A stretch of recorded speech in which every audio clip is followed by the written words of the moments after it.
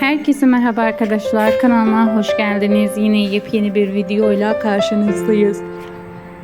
Barış Baktaş ve Yağmur Yüksel'den yepyeni görüntüler geldi. Biz de anında sizlerle paylaşıyoruz. Umarım videomuzu beğenirsiniz. Videomuzu beğenip paylaşmayı, bize destek olmayı unutmayın. Bir sonraki videomuzda görüşürüz. Hoşça kalın, iyi seyirler.